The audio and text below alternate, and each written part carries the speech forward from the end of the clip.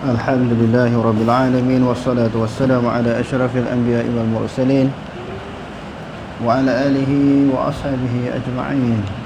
اللهم رب اشرح لي صدري ويسر لي أمري واحلل عقدة من لساني يفقهوا قولي ولا حول ولا قوة إلا بالله العلي العظيم.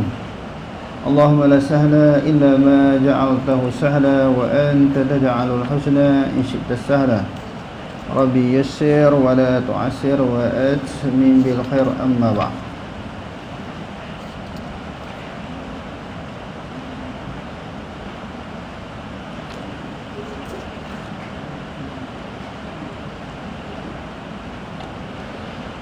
Muka surat 67. Qala an-nabiy sallallahu alaihi wasallam li Husainin kam ilahan ta'budu?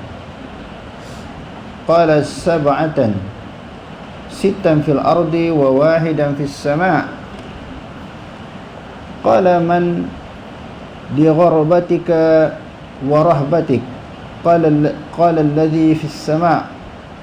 Qala fatrukis sittata wa'budil ladzi fis sama' wa ana u'allimuka da'wataini fa aslam. Wa 'allamahu an-nabiy sallallahu alaihi wasallam an yaqul Allahumma alhimni rushdi wa qini syarra nafsi.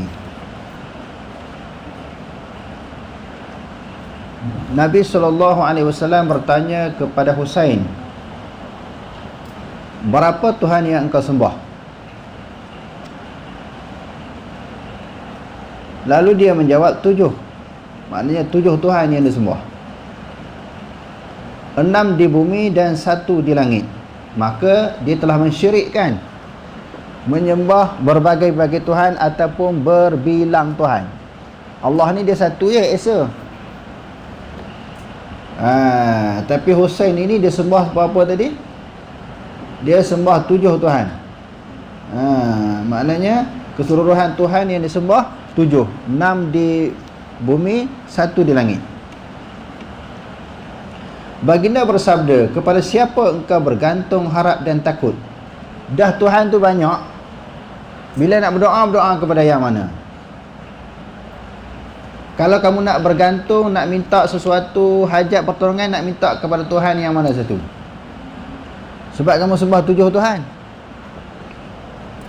Ataupun bila kamu didatangkan sesuatu musibah, mudarat, sesuatu bencana, malapetaka, kamu minta kat Tuhan mana?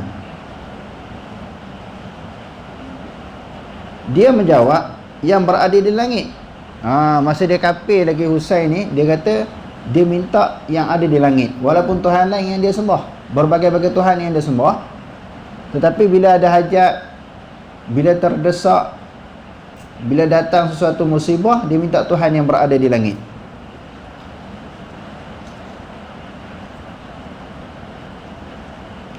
Aku akan ajar engkau 2 doa. Lalu Nabi SAW berkata kepada beliau, aku akan ajar kepada engkau 2 doa.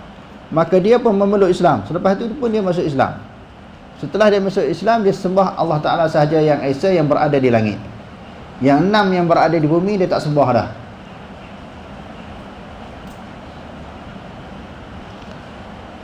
Maka dia pun memeluk Islam, dan Nabi SAW pun mengajarnya untuk mengucapkan, Ya Allah, ilhamkan petunjuk bagi diriku, dan peliharalah aku daripada keburukan diriku. Nabi ajar dia supaya dia apa? Pelihara, minta Allah Ta'ala pelihara diri dia, dan Allah Ta'ala sentiasa memberi petunjuk, hidayah kepada dia. Jadi petunjuk dan hidayah ni penting. Tanpa petunjuk dan hidayah daripada Allah Subhanahu Wa Ta'ala, kita ni semua sesat. Tanpa petunjuk daripada Allah Ta'ala, kita ni semua sesat. Boleh jadi kita jadi Yahudi, Nasrani, mungkin jadi masuk ajaran sesat ke, Buddha ke, apa lagi agama-agama yang sesat dalam dunia ni. selain daripada Islam semuanya sesat. Inna dina indallahil Islam. Sesungguhnya agama yang diredai di sisi Allah Subhanahu wa taala, yang diterima semua Islam sahaja. Wa may yabtaghi ghairal islami dinan falan yuqbala minhu wa huwa fil akhirati minal khasirin. Barang siapa yang memilih agama, cara hidup selain daripada agama Islam, segala usaha-usaha yang dia buat Allah Ta'ala tak terima, dia buat baik pun Allah Ta'ala tak terima. Kalau dia beragama Yahudi, Nasrani, Buddha, Hindu dan sebagainya, orang-orang yang kafir juga, orang-orang yang bukan Islam juga banyak membuat kebajikan. Kamu yakin tak? Pernah tengok tak? Tahu tak? Orang kafir pun buat baik. Bagi duit kepada apa dia, mangsa banjir, orang yang ditimpa, golongan yang ditimpa musibah. Maknanya orang yang berlaku kebakaran rumah dia, bencana alam berlaku kepada dia. Banyak juga NGO daripada orang kafir ni, dan juga persatuan-persatuan kafir, dia bagi menghulurkan sumbangan dan bantuan. Maka bukankah itu suatu kebaikan, suatu kebajikan? Maka itu kebaikan dan kebajikan. Tapi adakah mereka memperolehi pahala? Jawapannya tak dapat. Rugilah. Sebab asas sesuatu ibadat dia kena beriman dulu. Kalau orang tu tak beriman, maka segala ibadat dia tidak diterima oleh Allah.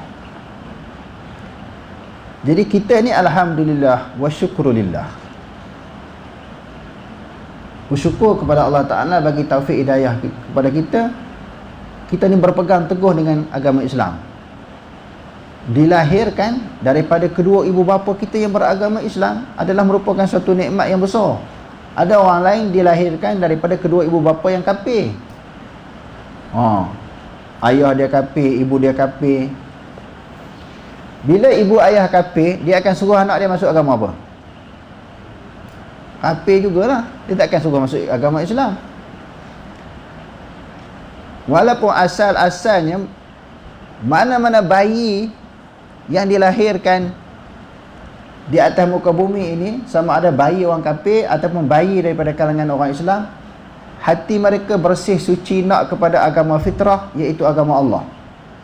Sebagaimana hadis yang diriwayatkan oleh Imam Abu Daud, kullu mauludin yuladu alal fitrah. Setiap bayi yang dilahirkan itu dilahirkan di dalam keadaan fitrah.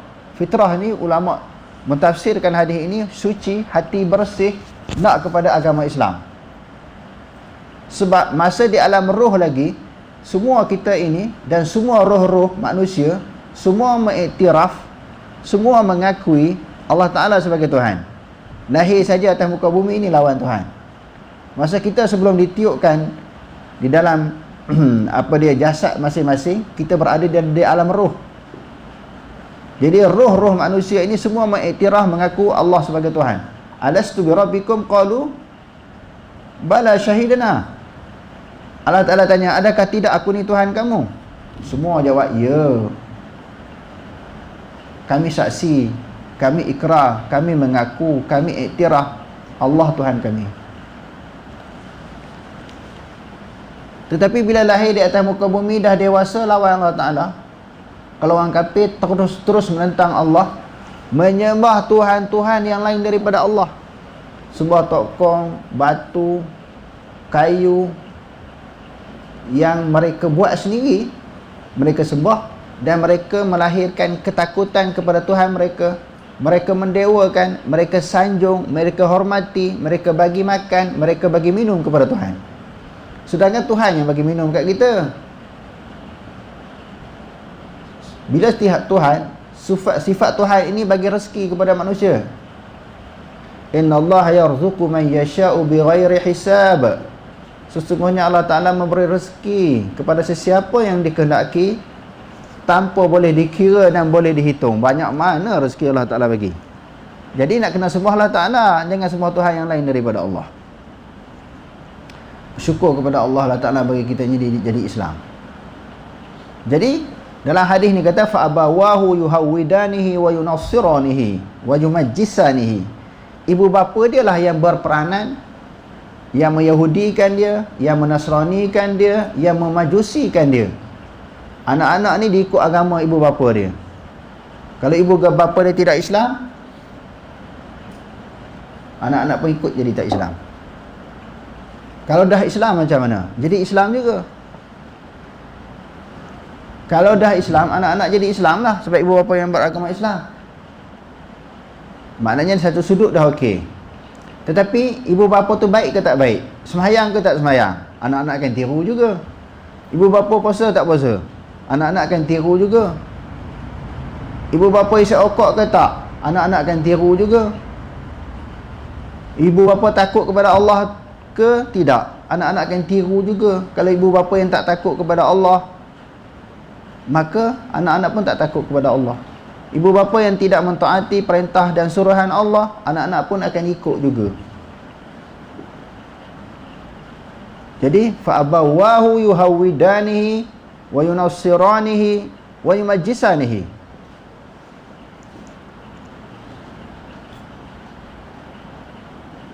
Ibu bapa dia lah yang berperanan menjadikan anak dia Yahudi, Nasrani dan juga Majusi. Yang kedua tadi Ustaz sebut apa dia? Kalau dah Islam pun tengok perangai ibu ayah macam mana, anak-anak akan tiru. Tapi kadang-kadang ada juga yang ibu bapanya baik, sembahyang, puasa, zakat, haji, tak merokok, anak-anak merokok. Itu ujian daripada Allah. Ibu bapa baik, sembahyang berjemaah, bertakwa kepada Allah, mentaati segala perintah Allah, meninggalkan segala larangan Allah. Anak-anak tak jadi juga. Anak-anak isap rokok, buah, tak sembahyang, melawan, degil, tinggi suara dengan ibu bapa. Ibu bapa baik. Itu satu ujian daripada Allah. Allah tak nak uji. Allah tak nak uji untuk meningkatkan pahala iman ibu bapa yang berhadapan dengan anak-anak yang bermasalah. Kamu ni bermasalah tak dengan ibu bapa kamu? Menghormati tak ibu bapa? Cakap tinggi tak? Suara tinggi tak dengan ibu bapa? Seorang tak ni jawab. Pernah tak sebut Pernah tak sebut? Wala taqul lahuma uffin. Janganlah kamu mengherdik ibu bapa kamu dengan meninggikan suara. Allah Ta'ala kata. Kamu pernah buat tak? Pernah. Balik ni kena bertaubat. Pertamanya bertaubat kepada Allah selepas daripada mengaji ni, taubat kepada Allah sebab pernah derhaka kepada ibu bapa. Allah Ta'ala kata wa sahibuhuma fid dunya ma'rufa. Bergaullah dengan kedua ibu bapa kamu dengan kebaikan.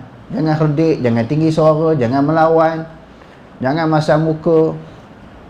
Bila ibu bapa cakap, dengar nasihat ibu bapa. Ibu bapa ni dia tidak lain melainkan nak jadikan anak-anak dia orang yang baik, anak yang soleh dan solehah. Kenapa duk tengok pada seorang tu je? Orang lain pun semua ada ibu bapa kan? Duk nampak dia seorang yang bersalah, orang lain tak bersalah. Jadi Allah Ta'ala bagi hidayah kepada kita semua ni, bersyukur kepada Allah. Jadi nak ceritanya apa? Doa yang Nabi ajar kepada siapa tadi? Kepada Husain. Sentiasalah ilham kepada dia supaya bagi petunjuk, dan jauhlah dia daripada kejahatan diri. Maknanya minta Allah Ta'ala jauhkan segala keburukan yang ada dalam diri kita. Kita nak buat jahat, nak mengumpat ke orang, nak mencuri. Bulan puasa ada mencuri tak? Isap rokok ke? Ada? Nak buat benda-benda tak elok, minta jauh dengan Allah Ta'ala. Ya Allah, simpangkanlah, jauhkanlah daripada kejahatan-kejahatan diri aku. Itu Rasulullah ajar kepada siapa? Kepada Husain tadi. Wa fi ma nuqila min alamati Nabi sallallahu alaihi wasallam wa ashabihi fil kutubil mutaqaddimah annahum yasjuduna bil ardi wa yaz'umuna anna ilahahum fis sama'. Juga di antara ciri-ciri Nabi sallallahu alaihi wasallam dan ciri para sahabat baginda yang menukilkan dalam kitab-kitab yang terdahulu adalah mereka sujud menghadap bumi, dan dalam keadaan mereka yakin bahawa Tuhan mereka di langit. Maknanya Nabi dan juga para sahabat memang sujud di bumi. Mana orang ada sujud atas langit kan? Sujud kat dinding kan? Ada tak? Tak ada. Sujud mesti dari kena bumi, kena lantai. Tetapi keyakinan kita, Tuhan di mana? Tuhan di mana? Atas daripada arash. Langit, makna arash di atas daripada langit yang ketujuh. Walaupun kita sujud Tuhan, kita perbuatan sujud itu di bumi, dari kita kena bumi, tapi Allah di atas. Ini disebut di dalam Quran, di dalam hadis-hadis yang sahih, pendapat ulama-ulama salaf, Allah Ta'ala di atas daripada langit.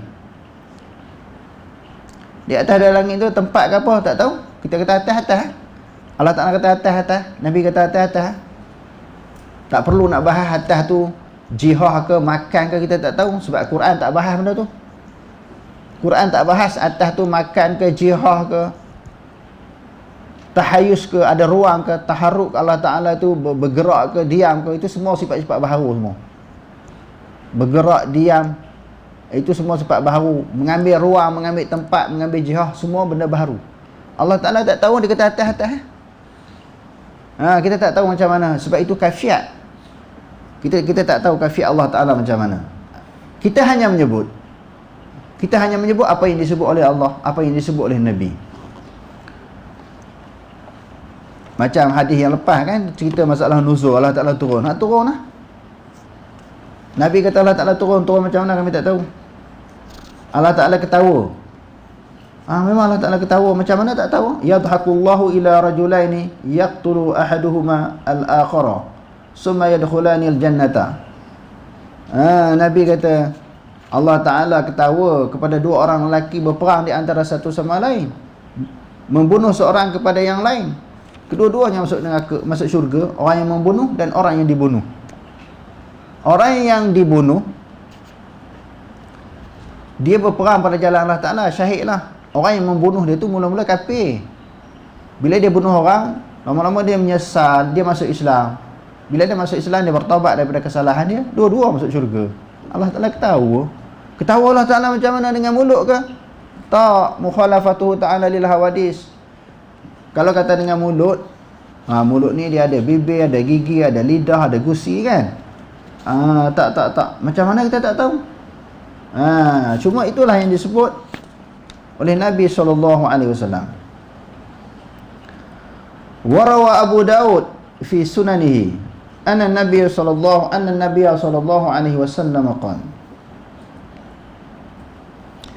innama baina as-sama'in ila sama'in masirata kadza wa kadza. Abu Daud meriwayatkan dalam sunannya bahawa Nabi SAW bersabda,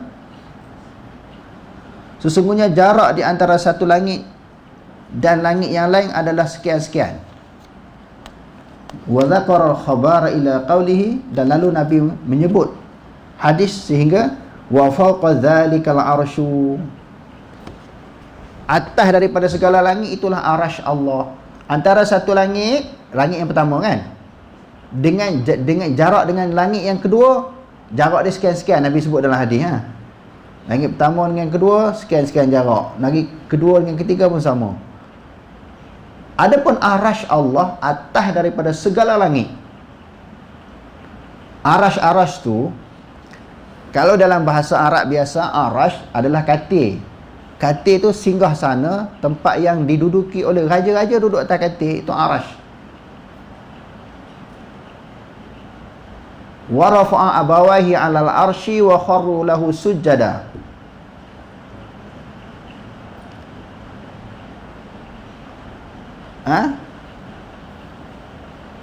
Nabi Yusuf menempatkan ayah dia di atas arasy. Nabi Yaqub, ayah Nabi Yusuf, Yaqub. Ni Allah Ta'ala dengan ayah Nabi Yaqub, Nabi Yusuf ni duduk sekali ke? Sama-sama duduk atas arasy.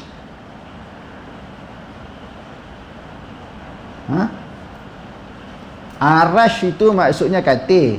Hak katil manusia sebagaimana yang kita tahu itulah. Katil Allah Ta'ala kita tak tahu macam mana. Wallahu alam, tak pernah tengok Allah Ta'ala atas daripada arasy.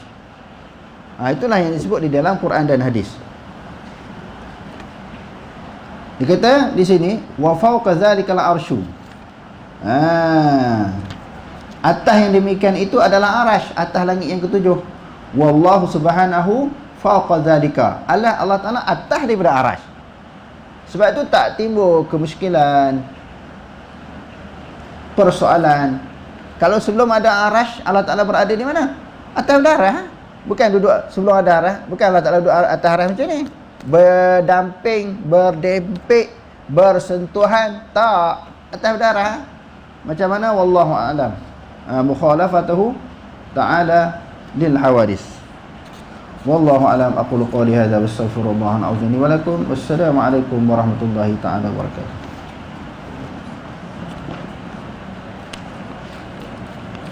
Mari mai buku.